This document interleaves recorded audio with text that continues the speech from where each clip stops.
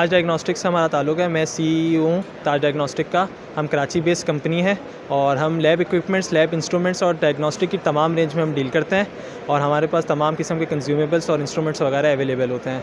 और हमारी फ़ील्ड बहुत वास्ट है डायग्नोस्टिक की, और हम दिन ब दिन कोशिश कर रहे हैं और मज़ीद इसको फैलाएँ ताकि लोगों का अवेयरनेस भी हो और लोगों और से ज़्यादा प्रोडक्ट करें। और मेन काम हम अब ये कर रहे हैं कि हम मैन्युफैक्चरिंग की तरफ हैं, लोकल मैन्युफैक्चरिंग की तरफ, क्योंकि इंपोर्ट से ज़्यादा फ़ायदा लोकल मैन्युफैक्चरिंग में है। और हम कोशिश में लगे हुए हैं लोकल मैन्युफैक्चरिंग में।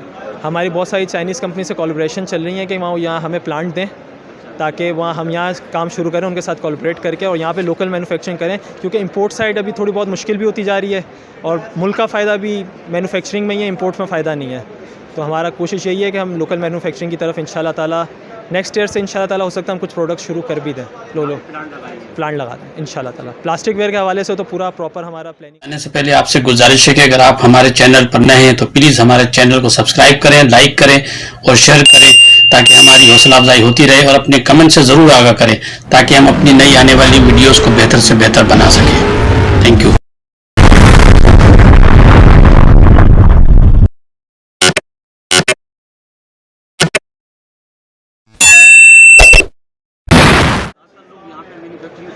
ज़्यादातर लोगों ने कर दिया, लेकिन मसला लोकल मैन्युफैक्चरिंग में यही आ रहा है कि प्लेटेमर, लेकिन लोकल मैन्युफैक्चरिंग में मसला ये है कि पाकिस्तान हमारे यहाँ क्वालिटी को बहुत ज़्यादा डिक्रीज़ कर देते हैं कॉस्ट इफेक्टिव बनाने के लिए।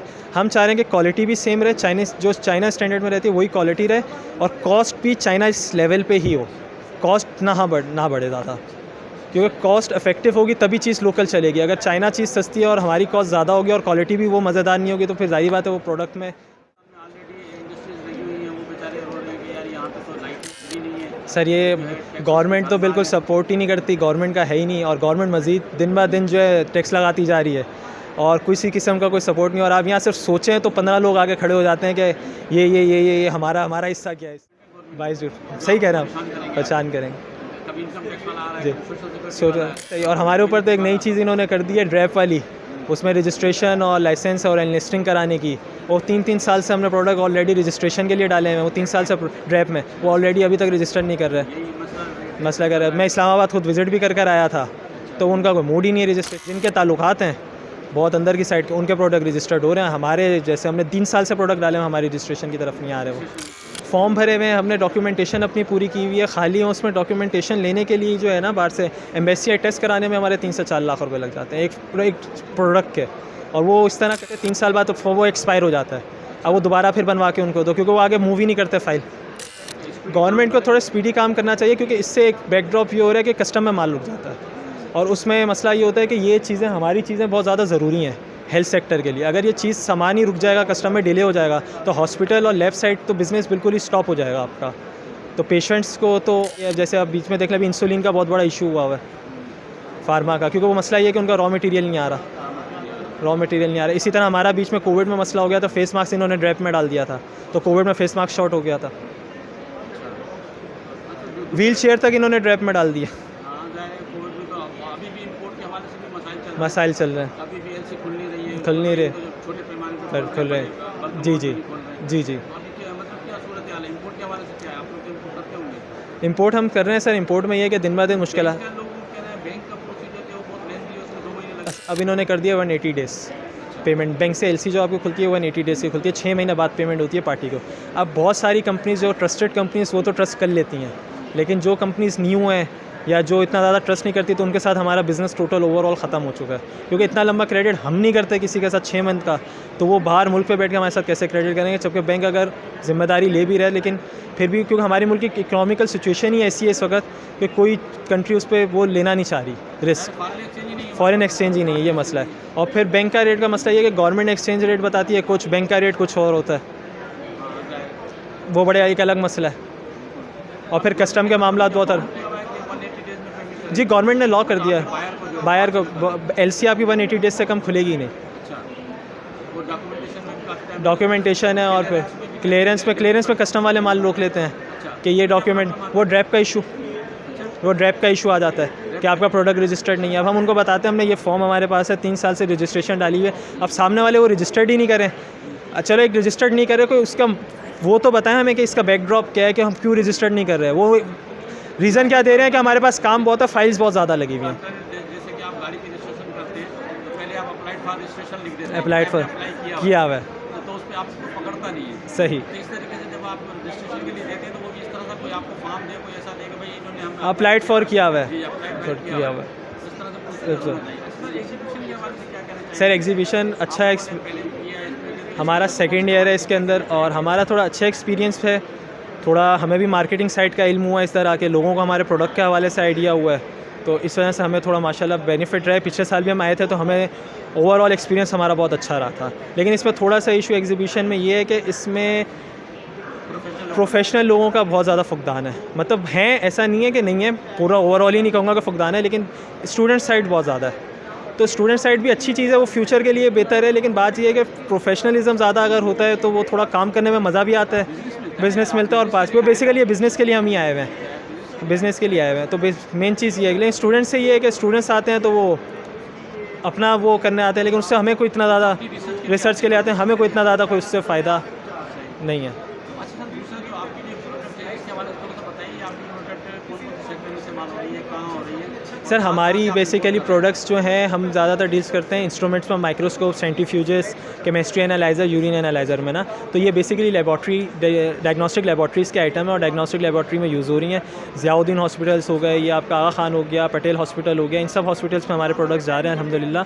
और गवर्नमेंट सेक्टर्स में भी हम कर रहे हैं, सिविल हॉस्पिटल्स हो गए, जामशोरो लम्स वाले हो गए, लम्स यूनिवर्सिटी हो गई, लियाकत यूनिवर्सिटी हो गई, इसमें भी हम लोग डील कर रहे हैं। और बहुत सारी छोटी लैब्स में भी जा रहे हैं, बड़ी लैब्स में जा रहे हैं। डॉक्टर ईसा लेबॉर्ट्री में भी हम काम कर रहे हैं, डाउ में भी हमारा सामान जाता है अल्हम्दुलिल्लाह।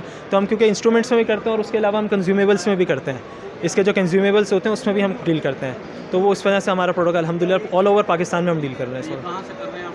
हम मेजॉरिटी चाइना चाइना से इम्पोर्ट कर रहे हैं। चाइना से तो आप कर रहे हैं, ठीक है। चाइना तो मतलब एक इंटरनेशनल लेवल पे कर रहा है। यूरोप की बहुत सी चीज़ें जो है चाइना में बन रही है, उन्होंने अपने प्लांट लगाए हैं। लेकिन हमारे पाकिस्तानियों का कॉन्सेप्ट जो है वो मिसकॉन्सेप्ट ये है कि यार चाइना की प्रोडक्ट चले चांद तक, वरना शाम तक। सर मैं आपको छोटी सी मिसाल दे देता हूँ कि ये माइक्रोस्कोप चाइना में 80% माइक्रोस्कोप की प्रोडक्शन चाइना के एक शहर में होती है पूरी दुनिया की, ठीक है। अब वही बना के जापान को भी दे रहे हैं इस वक्त, वही बना के जर्मनी को दे। हाँ, बस बात है हमने ये कोशिश की है कि हमने अपने हर प्रोडक्ट पे चाइना मैन्युफैक्चरर्स, हम चाइना में मैन्युफैक्चरर से काम कर रहे हैं, सप्लायर से नहीं कर रहे हैं। तो हम अपने हर प्रोडक्ट पे चाइना लिखवाते हैं, हर प्रोडक्ट पे चाइना लाजमी लिखवाते हैं, और हम लोग को बता के देते हैं ये चाइना है। और आपको यही चीज़ सामने वाला बंदा जर्मनी करके देगा और उसकी कॉस्ट बढ़ा देगा, लेकिन हम आपको चाइना करके देंगे। आप 19-20 का भी फ़र्क होना तो आप हमें पकड़ सकते हो। ऐसा भी हो रहा है, ऐसा लोग कर रहे हैं सर, चाइना जर्मनी अपना OMI ब्रांड कर लेते हैं, चाइना को अपने नाम का भी ब्रांड अपने नाम का बना लेते हैं। कंपनी ईमेल और वेबसाइट बनाने में कौन सा टाइम लगता है आज के दौर में? आप US से रजिस्टर्ड वेबसाइट बना ले, किसने जाके USA में चेक करना है इस गली और इस मोहल्ले के अंदर ये कंपनी है या नहीं है? वो तो सिर्फ वेबसाइट पर, इंटरनेट पे आप सर्च कर सकते हैं। इंटरनेट पे US से लिखा हुआ आ रहा है तो वो US से लिखा हुआ आ रहा है। बेसिक हमें पता है वो मैन्युफैक्चरर कौन है जी। और चाइना इस वक्त दुनिया की ऑलमोस्ट 60 से 65% मैन्युफैक्चरिंग कर रहा है। तो आप इससे अंदाज़ा लगा सकते हैं चाइना। अब चाइना में ये है कि आप चाइना में क्वालिटी कौन सी डिमांड करते हो। चाइना आपको A से लेकर F क्वालिटी तक का माल बना के देता है।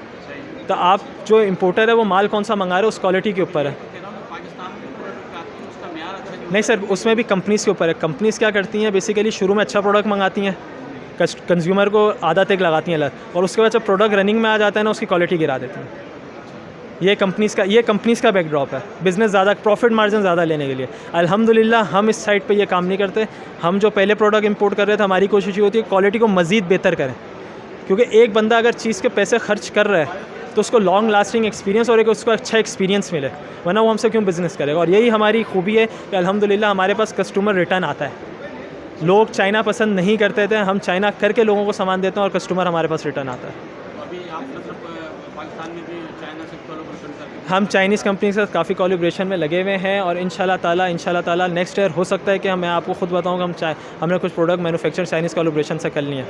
उसके लिए तो सब पहले ज़मीन आपने जी, लगाए, ऐसा ही है। तो मतलब बड़ा लंबा हमने प्रोसेस में डाला हुआ है, प्रोसेस में डाला डाला हुआ है कहाँ पे मतलब यहाँ पे लगाने का? जी। जाके कराची में ही है इंशाल्लाह ताला, कराची में ही करने। सर थोड़ा सा आपकी कंपनी के बारे में बताइए, आपकी कंपनी कब से स्टार्ट हुई? सर हमने कंपनी 2016 में इस्टेब्लिश की थी। फील्ड में तो हम बहुत टाइम से हैं, हमारा फैमिली बिजनेस है ये। तो बेसिकली ये कंपनी हमने 2016 में इस्टेब्लिश की थी, और हमारा मकसद ही ये था कि इसको जितना इम्प्रोवाइज़ कर सकें उतना ज़्यादा हम इम्प्रोविज़न और इसको क्वालिटी बेहतर करते जा रहे हैं। अल्हम्दुलिल्लाह आज 8 साल हो चुके हैं हमें इस बिज़नेस में, तो अल्लाह का शुक्र है। तो हम सजेशन देना चाहेंगे, कोई मैसेज देना चाहेंगे हमारे? सर मैसेज यही है कि हेल्थ सेक्टर को हेल्थ सेक्टर की तरह डील किया जाए, हेल्थ सेक्टर को बिज़नेस की तरह पे डील नहीं किया जाए। लोगों ने इसको एज अ बिज़नेस सेक्टर बना लिया, ये बिज़नेस सेक्टर नहीं है, ये हेल्थ सेक्टर है। सर मतलब ये तो हर जगह ना हॉस्पिटल को देखते हैं, डॉक्टर और बस मैं वही कहना चाहूँगा हेल्थ सेक्टर, हाँ सर, क्योंकि पेशेंट हर किस्म का आता है, अमीर भी आएगा आपके पास, गरीब भी आएगा, तो हमने हर किसी को देखना है, कैटर करना है। कल की बात बता रहा हूँ, अपने बेटे को मैं लेके गया, उन्होंने 200 रुपये वाला इंजेक्शन दिया, 2000 रुपये तो चार्ज सर और फिर जो प्रिस्क्रिप्शन होते हैं वो पर्चा भी नहीं देते, दे देता है, कहते हैं हमारा इंटरनल है। इंटर्न फोटो कापी ली और जाके मेडिकल मेडिकल उन्होंने कहा कि इस पर तो उन्होंने लकीर मारी हुई है, खाली इस पर आप बस सर मैं इसलिए कहना चाहूँगा कि लोगों को हेल्थ सेक्टर को एज अ हेल्थ सेक्टर ही डील करना चाहिए। ठीक, बहुत शुक्रिया।